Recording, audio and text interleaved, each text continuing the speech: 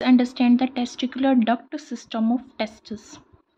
इसमें हम सबसे पहले अंडरस्टैंड करेंगे ट्यूबुली रेक्टी को, फिर रीड टेस्टिस को, फिर वासा फ्रेंशिया को, एपिडिडाइमिस को, वास डिफरेंस या डक्टर डिफरेंस को, इजाकुलेटरी डक्ट एंड यूरेथ्रा। ये सारी डक्ट क्या फॉर्म करती है? Testicular duct system. तो जैसे कि हम यहाँ पे देख सकते हैं, ये हमारा क्या था? सबसे पहला पोर्शन था जिसको हम वास डिफरेंस बोलते हैं, जो हमारा फर्दर डिवाइड होता है एक कवरिंग में, जो टेस्टिस की कवरिंग होती है। इस तरह से आएगा और इस तरह से हमारी टेस्टिस की कवरिंग कर देगा, ठीक है। और इसके अंदर टेस्टिस होगा। तो इस कवरिंग को, इसको तो हम बोल देते हैं क्या? Vas deferens. और इस कवरिंग को बोल देते हैं वासा एफ्रेंशिया। और इस पोर्शन को बोल देते हैं टेस्टिस, ठीक है। अब मैंने बोला था कि टेस्टिस के अंदर यहाँ पे बहुत सारे लोब्यूल्स होते हैं, ठीक है। बहुत सारे लोब्यूल्स सब होते हैं, अबाउट 250 लोब्यूल्स होते हैं, ये बोला था। तो यहाँ पे हम देख सकते हैं सबसे पहले जो लोब्यूल्स हैं, ये हमारे क्या है? लोब्यूल्स। इन लोब्यूल्स के अंदर ये कोल्ड लाइक जो स्ट्रक्चर है, ये क्या है? Seminiferous tubule. सेमनीफेरस ट्यूबुल क्या करती है? स्पर्म प्रोड्यूस करती है। सेमनीफेरस ट्यूबुल्स के अंदर सर्टोली सेल्स होती हैं, नर्व सेल्स न्यूट्रिशन प्रोवाइड करेंगी, एंड्रोजन बाइंडिंग प्रोटीन सिक्रेट करेंगी, ठीक है, और ब्लड टेस्टिस बैरियर का काम करेंगी। उसके बाद इंटरस्टिशियल सेल्स होती हैं जो क्या करती हैं? टेस्टोस्टेरोन हार्मोन सिक्रेट करती हैं। अब ये एक स्ट्रेट ट्यूब में डिवाइड होते हैं। इस स्ट्रेट ट्यूब को क्या बोला जाता है? ट्यूबुली रेक्टी बोला जाता है। इसका मतलब क्या है? ये ट्यूबुली रेक्टी क्या है? ये सेमनीफेरस की एंडिंग है, एंडिंग ऑफ सेमनीफेरस ट्यूबुल्स, ठीक है। एक स्ट्रेट ट्यूब में सेमनीफेरस ट्यूबुल्स एंड करती हैं, जिसको ट्यूबुली रेक्टी बोला जाता है। उसके बाद ये सारी स्ट्रेट जो ट्यूब हैं वो एक नेटवर्क क्रिएट करती हैं। यहाँ पे आप देख सकते हो एक नेटवर्क क्रिएट किया गया है जिसको हम रीड टेस्टिस बोलते हैं। जो ये रीड टेस्टिस है, इसके चैनल किसके थ्रू क्रिएट किए गए हैं? कुबॉइडल एपिथेलियम के थ्रू।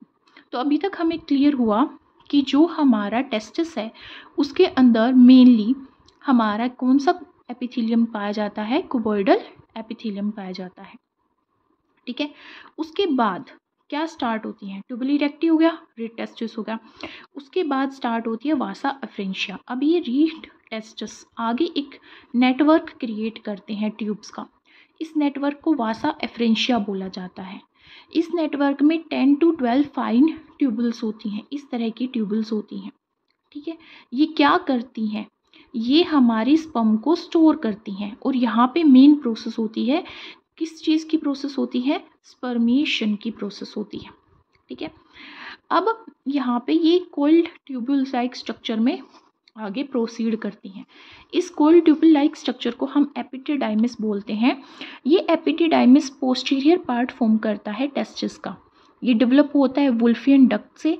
वुल्फियन डक्ट कहाँ पे मिलती है? एम्ब्रियो में, जब हमारे टेस्टिस डेवलप हो रहे हों। इसकी लेंथ 20 फीट होती है और ये 3 पार्ट में डिवाइड होती है। क्या? एपिडिडाइमिस 3 पार्ट्स में डिवाइड होगी। क्या होगा? कैपिट, कॉर्पस एंड कोडा। कोडा टेल, ये हेड और ये मिडल रीजन। कैपिट जो हमारा होता है यहाँ पे, जैसे मैंने बोला कि कैपिट होता है, तो कैपिट क्या है? Highly coiled region. फिर मिडल होता है कॉर्पस। कॉर्पस क्या होता है? Narrow region. और कोडा जो होता है लास्ट वाला, जो टेल वाला रीजन होता है, लेस कोल्ड होता है।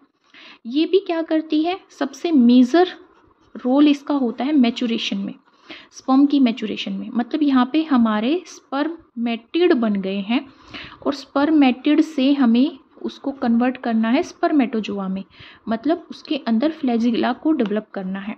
इस कन्वर्जन की प्रोसेस को, स्पर्मेटिड से स्पर्मेटोजोआ की फॉर्मेशन की प्रोसेस को क्या बोला जाता है? स्पर्मिएशन बोला जाता है, जो कि एपिडिडाइमिस के अंदर होती है। और ये कॉइल लाइक स्ट्रक्चर क्या है? एपिडिडाइमिस, ठीक है।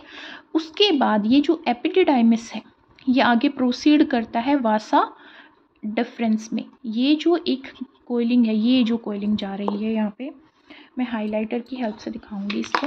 ये जो ट्यूब जा रही है, ये ट्यूब, ठीक है। This tube is known as vasa deferens. ये जो वासा डिफरेंस है इसको स्पर्म डक्ट भी बोला जाता है और ये भी वुल्फियन डक्ट से ही डेवलप होती है, बट ये स्क्रोटम में ओपन होती है और स्क्रोटम में जब ये ओपन होती है तो इनग्यूनल कैनाल के थ्रू ओपन होती है। अब जो इनग्यूनल कैनाल है वो सिर्फ वासा डिफरेंस को कंसिस्ट नहीं करती, उसके अंदर ये भी आती है, टेस्टिकुलर आर्टरी भी आती है, ब्लड सप्लाई भी आती है, नर्व्स भी आती है। ये सारा सिस्टम इनग्यूनल कैनाल के अंदर आता है। अब जब वेसेक्टोमी होती है, जब स्टरलाइजेशन किया जाता है, जब सर्जरी की जाती है मेल्स में, उनको इनफर्टाइल बनाया जाता है, उस टाइम पे वासा डिफरेंस को कट कर दिया जाता है। ठीक है। अब वासा डिफरेंस का टर्मिनल पार्ट होता है जिसको एम्पुला बोला जाता है, उस पे स्पर्म स्टोर होते हैं बिफोर इजाकुलेशन। अब हमारा नेक्स्ट क्वेश्चन आता है इजाकुलेटरी डक्ट।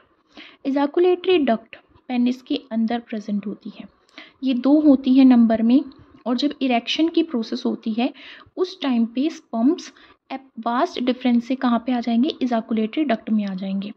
तो ये रिसीव करती है 2 चीज़ें, पहला स्पर्म को रिसीव करेंगी डक्टस डिफरेंस से, और सेमिनल वेसिकल, ये एक एसेसरी क्या है, ग्लैंड है, एसेसरी ग्लैंड है किसकी, पेनिस की। 3 एसेसरी ग्लैंड होती हैं जिसको हम डिस्कस करेंगे नेक्स्ट वीडियो में, seminal vesicle, prostate gland, bulbo urethral gland, जिसको हम कोपर्स ग्लैंड बोलते हैं। तो जो सेमिनल वेसिकल है उसका सिक्रेशन कहाँ पे आएगा, इजाकुलेटरी डक्ट में, और स्पर्म डक्टस डिफरेंस में कहाँ पे आएंगे, इजाकुलेटरी डक्ट में। ठीक है। और ये कहाँ पे पास करेगी, यूरेथ्रा के अंदर स्पर्म्स को पास करेगी।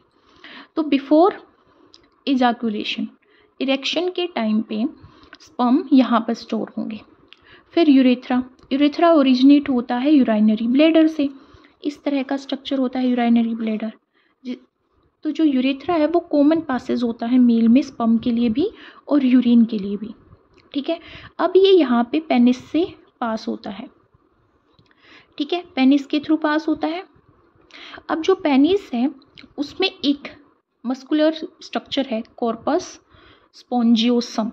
ठीक है, ये पेनिस का पार्ट है, कॉर्पस स्पोंजियोसम, मस्कुलर रीजन। इससे यूरेथ्रा पास होगा और ओपनिंग इसकी जो होगी यहाँ पे ग्लास पेनिस में, जो सेंसिटिव स्किन होती है पेनिस की उसको ग्लास पेनिस बोला जाता है, वहाँ पे यूरेथ्रल मिटस के थ्रू ये ओपन होगा यूरेथ्रा, और किसको पास आउट करेगा, स्पर्म्स को भी इजाकुलेशन की प्रोसेस में और यूरिन को भी।